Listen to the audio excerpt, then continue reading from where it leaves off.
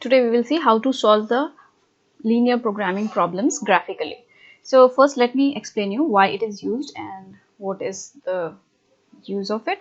So actually LPP means linear programming. So linear programming is mathematical programming technique which is used to optimize the performance in any organization. Let's say like in an organization there can be two objectives. The first objective is to maximize and the second one is to minimize. So in the organization, if you take the example of that, so here we can say they want to maximize their profit, okay, and they want to minimize their loss also, or you can also say the production. They want like less production and they want the maximum profit in that, and also they want to minimize the loss. Okay, so these two objectives are there in any organization. So these problems help us to know and to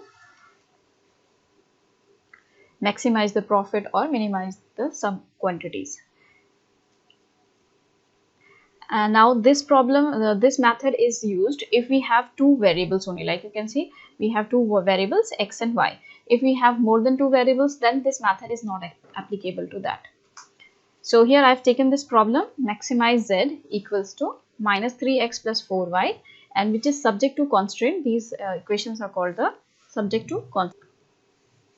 So you can get the linear programming problems in which you have to minimize also, and sometimes you will get the problem in which you have to find the, like that will be to minimize or maximize. So here it is for minimize.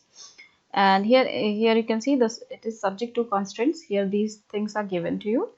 The first one is x plus 2y less than equals to 8. The second constraint is 3x plus 2y less than equals to 12. And here it is given that x and y both are greater to 0. So whenever you will get this equation, so first you will draw a linear graph for this equation. So in these equations, first you have to draw the graph for this. So roughly you can draw the graph, and then the shaded part which will come, like it will be the common part in all in the graph, will be the feasible region. So we have to find out the feasible region.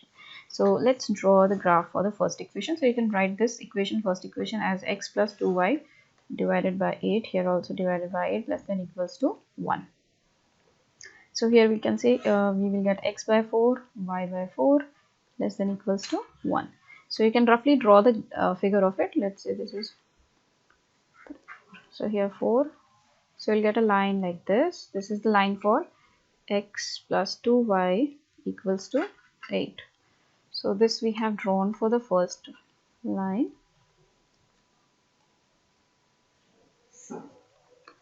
Now the same way we will draw the graph for the next line. That will be, now I'm writing directly, so it will be x divided by 4 plus y divided by 6 less than equals to 1. So the line for this will be, the x is 4 and the y is 6, so it will come somewhere here. So roughly you can draw, or if you have the graph you can draw it. Now these we have drawn. Now just write the equation for this. So whenever you will draw these things, you have to write the equation. Like the yellow one is the x plus 2y equals to 8, and the orange one is the graph for the line, that is 3x plus 2y less than equals to 12. Now you can see for the first one, this value is less than 8, so that means it will come here. And for this also, it will be towards this. So common region if you find out, so this you will get, so that will be the feasible region. So for a feasible region will be this only. So after getting the feasible region, you have to find out the points, the corner points. So let's see here, this point is 0, 4. Here both points were same, so that was 4, 0. Now you have to find an intersecting point of these two lines. So intersecting point of these two lines you have to find out, so that you can get it. after solving this. So from here you can see x plus 2y is equals to 8 and 3x plus 2y. So when you cancel out these two, you will get minus 2x equals to minus 4. So here x will be 2.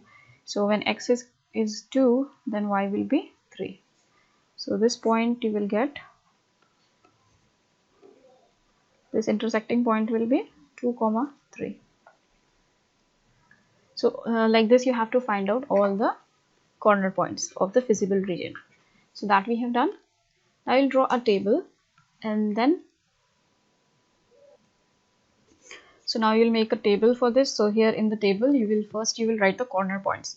So you can see the first corner point, you can label them also. So let's say this is A, this is B, and this is C. So the A is how much? 0, 4, B is 2, 3, and C is 4, 0. So these are the corner points, and how you got it? From the corner point of the feasible region. 0, 0 I am not taking because the x and y is already given, it is greater than 0, and also it will not give you any real value, so only you will get 0 there. So here after that we will take the z, like you will take that equation in which either you will get a minimize z or maximize z. So I have taken this z. Now what we will do, we will just put the values of these 0 and 4 in this z. So here we will get 4 into 4 will be 16. So at 0, 0, 0, 4 we will, z will be 16. At 2, 3 it will be minus 6 plus 12, so you'll get 6 here, and then the next one is 4, 0, so you'll get minus 12. So now we will check at the value at which, so here you have to see actually the z is minimized, the z is minimized, so you have to find out the minimum value of z here. So you can see the minimum value of z is minus 12, and that we are getting at the point 4, 0. So we will say therefore the minimum value of z is